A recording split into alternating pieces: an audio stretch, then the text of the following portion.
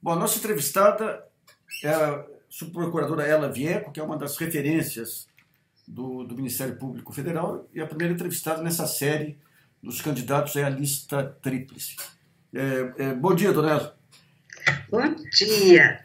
Eu queria primeiro que você falasse um pouquinho da sua carreira no Ministério Público. Bom, eu tenho 40 anos de Ministério Público. Eu entrei em 1976 no terceiro concurso e trabalhei logo no início em Brasília, muito pouco tempo. Assumi depois na Procuradoria da República no Paraná e fiquei uns 8 anos lá, depois fui para Santa Catarina. E em 1992 eu aceitei a promoção para ser subprocuradora-geral. Então, desde 1992 eu estou em Brasília, onde exerci várias funções, né, de coordenação em várias áreas do Ministério Público. Isso assim, bem sinteticamente. Tá bom.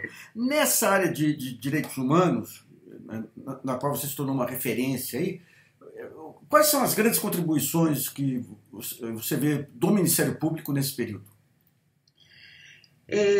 Bom, o Ministério Público, e principalmente o federal, com a Procuradoria Federal dos Direitos Cidadãos, se tornou um canal para a sociedade civil, para os movimentos sociais. Então, essa possibilidade, né, desse diálogo possibilitou que o Ministério Público levasse ao Judiciário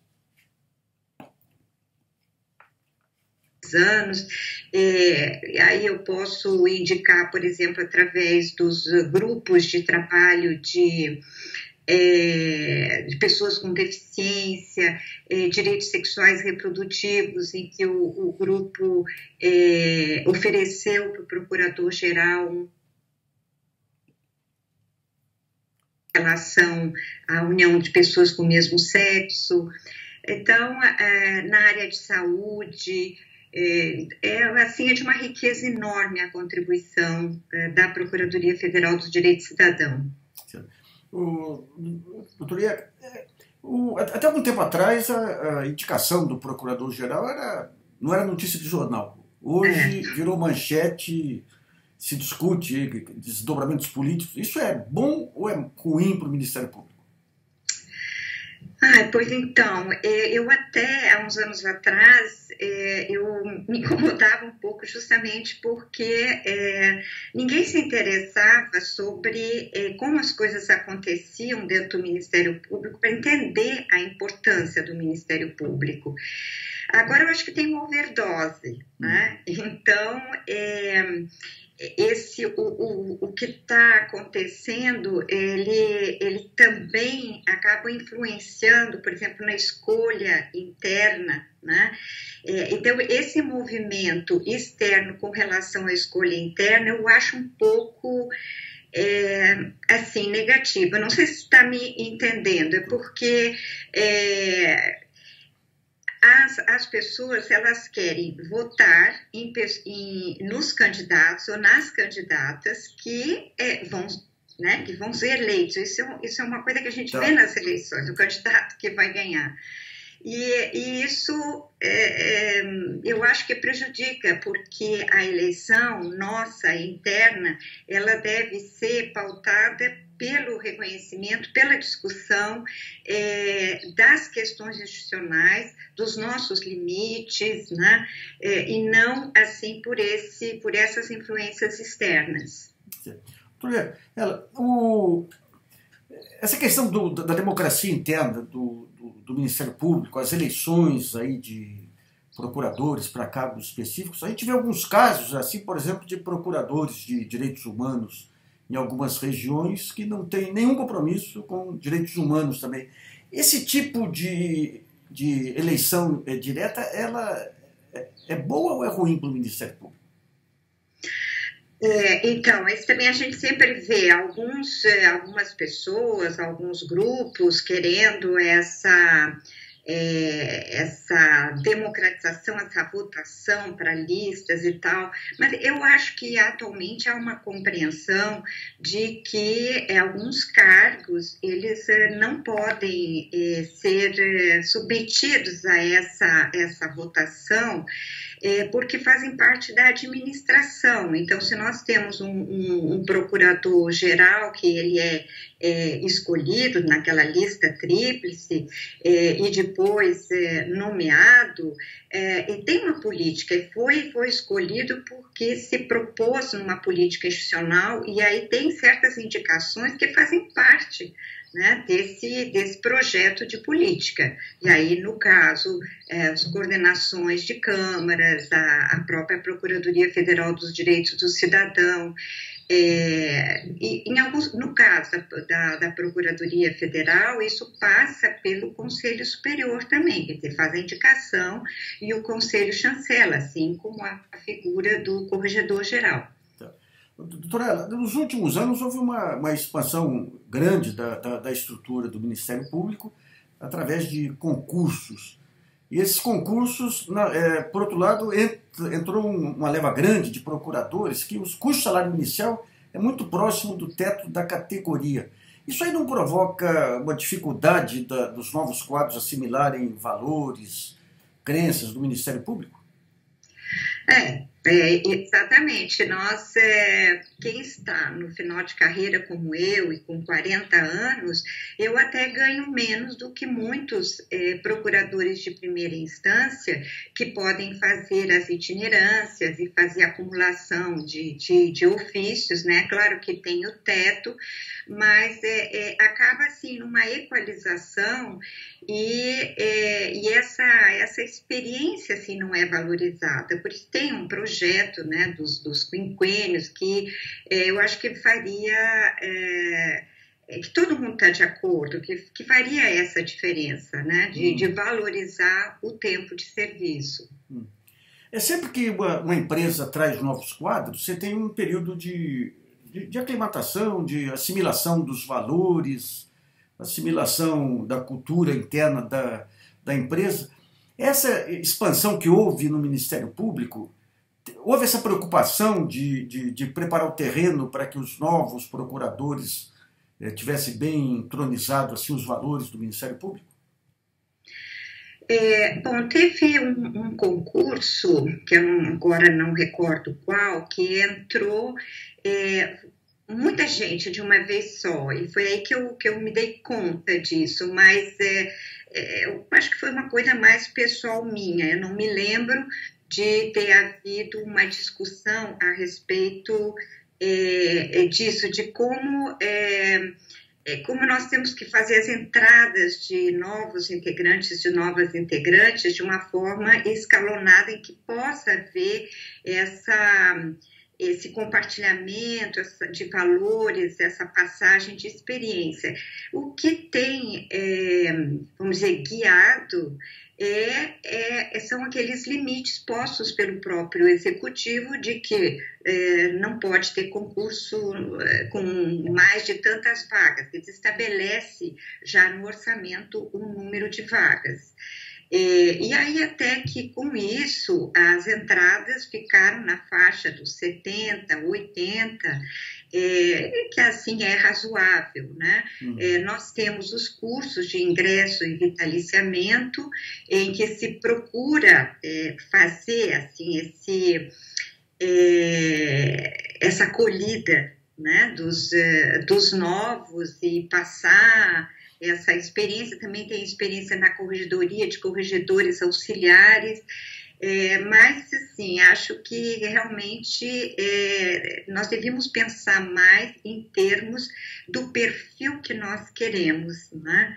E que nós, acho que talvez não estejamos pensando o suficientemente nisso.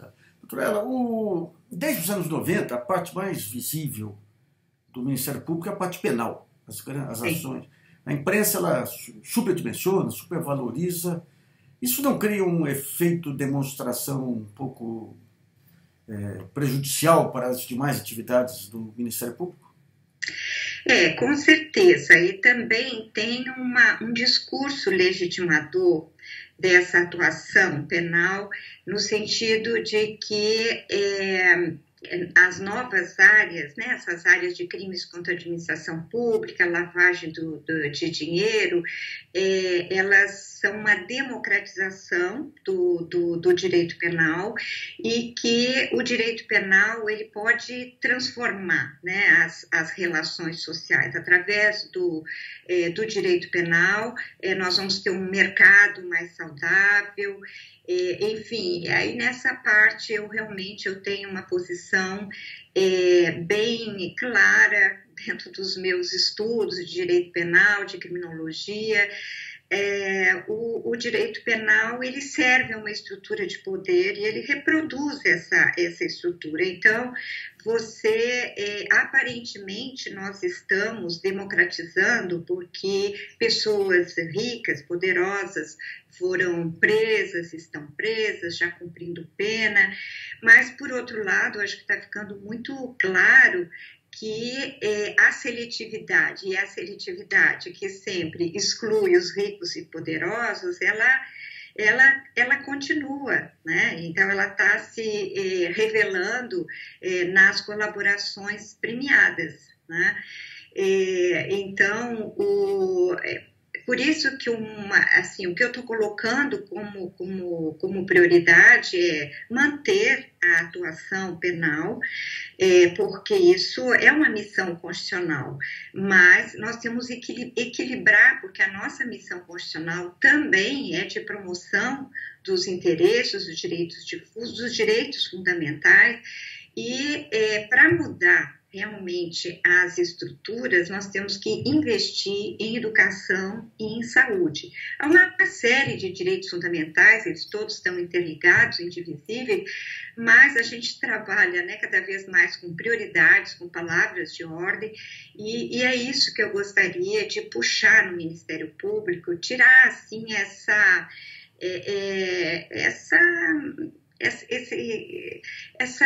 ideia só, essa conversa só do direito penal, da Lava Jato. O Ministério Público é muito mais do que isso. Doutora Ela, vocês têm um desafio, o pessoal dos direitos humanos, é um desafio fantástico aí, que está vendo um desmonte das políticas sociais de uma maneira geral, e a chamada lei do teto, segundo todas as avaliações, aí ela vai impor limites draconianos aí a gastos essenciais de saúde e educação, e da própria expansão do Ministério Público aí. Como que vocês podem agir em relação a isso? Exatamente. Eu acho que ainda não caiu bem a ficha, né, internamente e externamente, de quanto essa emenda constitucional ela impacta e vai prejudicar o próprio Ministério Público na promoção desses direitos. Mas eu penso que com as ferramentas tecnológicas e uma reorganização da forma como nós trabalhamos, que ainda nós trabalhamos de forma muito tradicional, nós podemos fazer alguma coisa, quer dizer, não colocar esses direitos que estão sendo reduzidos, colocar na berlinda, né, para discussão pela sociedade, opinião pública, de modo geral. E também um protagonismo, assim como o procurador-geral está tendo um protagonismo muito forte nessa matéria criminal, ter esse protagonismo nessa área de direitos humanos, nessa área, como nós estamos falando aqui, de educação e saúde, que são essenciais para a sociedade brasileira, para a redução das desigualdades. E a senhora acha que com esse protagonismo político assumido pelo Ministério Público, a lista tríplice vai ser respeitada? Quando a estrutura política se reorganizar, aquela história da madeira que volta aí, o que pode acontecer com o Ministério Público?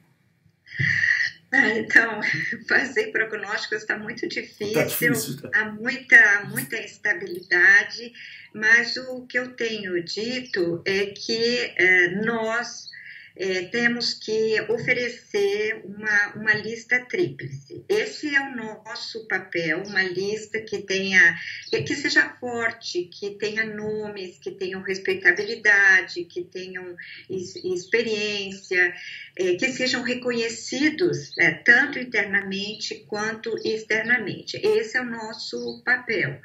Eu acredito que, no final de contas, vai ser alguém dessa lista, porque para a própria governabilidade, né, do país, vou chegar à conclusão que é melhor ter alguma coisa assim que está...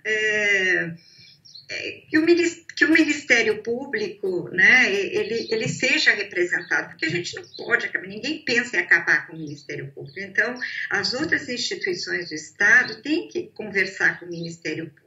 Então, tem que conversar com pessoas que o bem representam.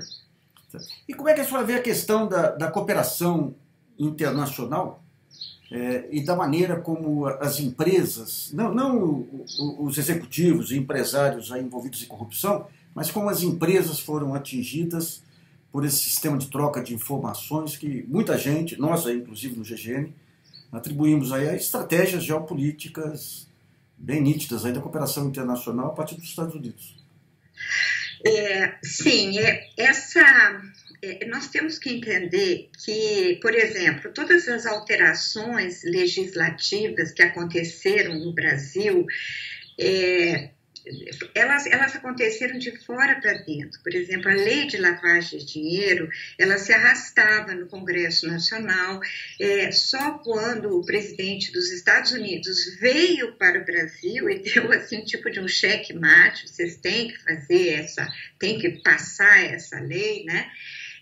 Então, na questão também de drogas, de política de drogas, na própria corrupção, né, todas essas definições dos tipos legais, a definição dos instrumentos internacionais, elas vêm de fora para dentro. Mas também é uma coisa com a qual nós temos que trabalhar, porque nós vivemos num mundo globalizado, então faz parte assim, desse jogo, quer dizer, os próprios governos entraram na globalização fazendo articulações e entrando em mercados, competindo com outros mercados, né, e colocando, por exemplo, os interesses americanos em sobreaviso, em alerta. A gente não pode ser ingênuo, né?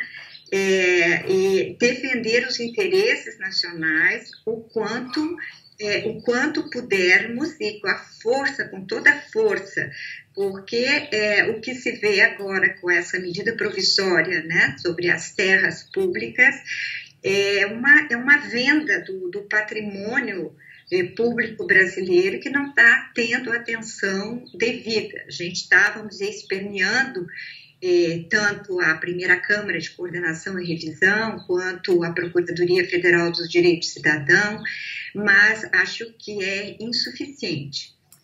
Doutora, o pessoal de direitos humanos sabe que o Estado ele tem um papel central aí na promoção do combate à desigualdade e tudo. Agora a gente percebe em muitos setores aí, do Supremo, do próprio Ministério Público, da área penal, um discurso de redução do Estado, da preponderância do ajuste fiscal. Até que ponto que a ideologia contamina, digamos aí, a interpretação da Constituição? Bom, assim, todos, ela está por baixo. Tem uma ideologia, a Constituição tem uma ideologia, né? E o Ministério Público, ele tem que honrar essa ideologia que foi colocada na Constituição, pela qual nós temos como princípio, o princípio da solidariedade, do pluralismo, da dignidade humana e da superação das desigualdades regionais. Então, essa ideologia que deve pautar os membros do Ministério Público, né? Nós prometemos defender a Constituição e as leis, sobretudo a Constituição. E o que a senhora acha dessas escolas, inclusive com seguidores aí no Supremo Tribunal Federal, de que o Supremo tem que revisar a Constituição como se fosse uma coisa viva. Então, eu acho, sou contrária a esse pensamento, né? Ainda mais vendo como são feitas as escolhas para o Supremo. A Constituinte foi eu, na época, lembro que queria que fosse uma Constituinte exclusiva, né? Mas não foi assim. No entanto, foi uma Constituinte muito viva, de muita participação. E esse movimento, quer dizer, para fazer uma nova Constituição, fazer uma revisão, só se nós tivermos a possibilidade de ter, como naquela época, essa discussão ampla, muito ampla, de todos os movimentos sociais.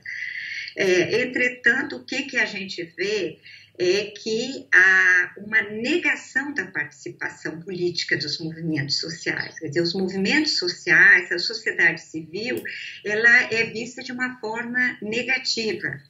Então, eu fico com a Constituinte, que foi de 86, e não quero mudanças, e mudanças que sejam feitas pelo Judiciário. Dorela, aquela Constituinte foi uma explosão, uma surpresa. O país vinha de uma ditadura, parecia que não tinha sociedade civil, e de repente, de todos os rincões brotaram grupos organizados. Hoje nós estamos numa grande noite aí, mas a senhora sente essa mesma vitalidade sendo preparada, não? Não sinto assim tão forte, né? É um contexto tão diferente, e é estranho porque naquela época nós não tínhamos internet, né? Não tínhamos sequer assim as comunicações telefônicas eram fáceis, mas foi um rastilho de pólvora. Hoje as coisas estão tão mais facilitadas com as redes sociais, mas, ao mesmo tempo, não conseguimos ter esse movimento assim, articulado, né? Mas, voltando um pouco, Nassif, àquela pergunta anterior, eu gostaria também de dizer que nós temos que reconhecer que, dentro da Constituição, ela tem possibilidades de uma interpretação, porque o contexto muda, né? Então, acho que tem uma possibilidade de ampliação da interpretação, mas isso tem que ser feito com muito critério, porque não pode ser uma interpretação que faça retroceder os direitos. Nós temos ministros do Supremo que defenderam que, nesse quadro de corrupção, tem que se admitir uma flexibilização no Estado de Direito. É possível combater a corrupção dentro do Estado de Direito? É possível, mas essa flexibilização, ela permite uma série de descobertas, né, que pelas regras anteriores do direito penal, do direito processual penal, elas não eram possíveis, né? Por exemplo, eu acho que talvez nem o próprio Congresso, quando votou a colaboração premiada, tenha se dado conta disso, que houve uma quebra assim, total do paradigma da obrigatoriedade da ação penal, que já tinha caído há uns anos atrás com as infrações de menor potencial ofensivo, que você pode fazer a transação. Mas agora, com essa colaboração premiada, você pode simplesmente deixar de oferecer a ação penal. Para você poder deixar de oferecer a ação penal, você tem que ter assim, você tem que fazer uma negociação. É muito parecido com aquilo que se faz nos Estados Unidos do plea bargaining. Então, isso aí é uma alteração total. E essa alteração, ela não foi seguida de uma regulamentação. Então, as coisas estão sendo feitas assim aos borbotões, né? porque as coisas estão acontecendo e estão vindo fatos, como nesse caso da JBS, indicação de propina para 2.000 políticos, isso significa, por baixo, 2.000 inquéritos, né? Então, essa falta, né, de regulamentação, ela pode ser muito prejudicial aos direitos, ao princípio da legalidade, ao princípio da igualdade, do devido processo legal, da proporcionalidade, né? Esses princípios eu considero que eles são fundamentais para o processo penal. Doutora Ela, esse modelo atual acabou expondo dois poderes subjetivos aí do procurador-geral que vão contra todo o discurso até da transparência que o Ministério Público defende. Um deles é o poder da gaveta. Você não sabe o que tem guardado na gaveta. A gente sabe agora de informações, de inquéritos que ficaram anos na gaveta sem serem analisados. E o segundo é o seguinte, quando ele joga essa batelada de inquéritos na mesa, o procurador-geral, no caso daquelas ações de pessoas com direito a fórum privilegiado, ele tem o domínio do fator tempo. Ele pode definir o que vai mais rápido e o que vai mais devagar. E a diferença entre o mais rápido e o mais devagar é uma diferença crucial na aplicação da justiça. Como é que a senhora vê esses dois pontos e como melhorar essas duas situações? Eu acho que esse é um grande problema. Eu não tenho um conhecimento, porque, assim, muitas coisas vieram ao conhecimento público, mas as coisas estão cobertas pelo sigilo. Eu não tenho como fazer uma avaliação a respeito desses tempos, ou de quem, se é só o Ministério Público que tem o domínio desse tempo. A Polícia Federal, a pouca experiência que eu tive atuando na Corte Especial, alguns casos até, que vieram da Lava Jato, mas outros, tem outros atores que também jogam esse jogo e que podem fazer demorar mais ou menos, né? São os próprios juízes, a Polícia Federal, de modo que tem que ter eu acho que tem que ter mais transparência para que a opinião pública consiga fazer essa avaliação, até que ponto é o Ministério Público que está vamos dizer, não quero dizer, eu estou usando a palavra manipular, mas não no sentido de que o Ministério Público, eu não estou trabalhando com essa hipótese de que esteja manipulando, mas que esse tempo das coisas, ele possa ficar ao alvedrio do Ministério Público, né? Realmente muito difícil, né? Nós entramos nisso e temos que parar para pensar para que a opinião pública não jogue toda a culpa no Ministério Público. Doutora Ela, essa parceria das operações com a imprensa, o impacto político, a falta de controle sobre os vazamentos, acaba conferindo um poder político ao pessoal, procurador de primeira instância, delegado de primeira instância, e obviamente, todo mundo tem suas preferências político-partidárias. Essa falta de controle não é uma ameaça à democracia brasileira? Sim. E vamos dizer, esse tipo de trabalho de fazer vazamentos, né? E aí você vai produzindo a reação, conforme a reação justifica até a forma como você vai conduzir o processo, um pedido de prisão, etc. e tal. Isso escancaradamente foi utilizado na operação mãos limpas, né? Tem dois autores americanos que fazem uma análise e o Sérgio Moro tem um artigo sobre isso em que ele repete, na verdade, o que eles escreveram, e é isso, quer dizer, lá eles vazavam para a imprensa e com base nisso, então, dava aquele gás, né, aquela combustão para a operação.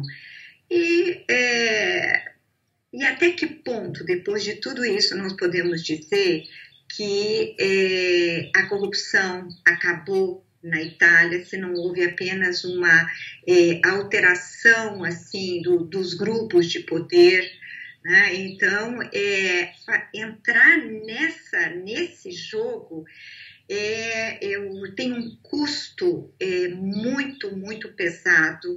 E, da minha parte, com relação ao Ministério Público, eu acho que o Ministério Público deveria fugir disso. Ele tem que ser pautado, se é para ser sigiloso, é sigiloso, né? Então, da minha parte, eu vou cuidar de que esse sigilo, seu sigilo que é no interesse da investigação e também na preservação da intimidade das pessoas, né? Quer dizer, destruir a imagem das pessoas é muito fácil, né? Depois explicar, né? Não adianta de muito. Então, essa é uma coisa muito, muito sensível que eu prezo bastante. E com esse envolvimento grande, com a mídia batendo bumbo, definindo pautas, definindo visibilidades, os sistemas de autocontrole, autorregulação do Ministério Público ficaram prejudicados, minimizados? Como assim? Por exemplo, tem o Conselho Nacional do Ministério Público que é incumbido de analisar. Do lado de fora a gente acha que há muita leniência, assim, muita proteção interna. E a grande defesa do Ministério Público é ter ferramentas fortes de autorregulação para impedir que venha futuramente regulações de fora, né? Na sua opinião, isso é uma opinião minha de fora, né? Na sua opinião, o Conselho Nacional do Ministério Público ele responde às necessidades de regulação do Ministério Público? O Conselho Nacional, né, do Ministério Público, ele tem regulamentado, inclusive, vamos dizer, em demasia, né? Exatamente até em resposta para que não hajam assim esses supostos excessos do Ministério Público na independência funcional. Então tem uma regulamentação, como é que faz audiência pública, como é que faz recomendação, o que pode ou não pode atuar. E também agora uma recomendação mais recente a respeito de manifestações. O Conselho também, o CNMP, ele tem monitorado todos os conselhos superiores e para saber se abriram procedimentos, se o procedimento já terminou. Então, há realmente os colegas se sentem bastante monitorados com as corregedorias internas. Agora, do ponto de vista externo, eu imagino que as pessoas não vejam punições. Existe uma legislação realmente que ela estabelece uma série de obstáculos para a exoneração. Não nos casos do estágio probatório é mais fácil, mas nos casos em que a pessoa é vitalícia, obstáculos que tem que entrar com uma ação em juízo, mesmo depois de ter sido condenado administrativamente. Mas isso tudo foi pensado até nos anos 90 como preservação da independência funcional, né? Então, mas vamos pegar a independência funcional. O Ministério Público segue a Constituição, tem a liberdade de expressão. E, de repente, a gente vê procuradores entrando com representações contra universidades, porque lá houve um evento político de estudantes discutindo política. Quais os limites aí dessa ação individual? Bom, nesse caso já houve até uma resposta judicial, né? Nós acabamos, assim, internamente, respeitando os colegas, né?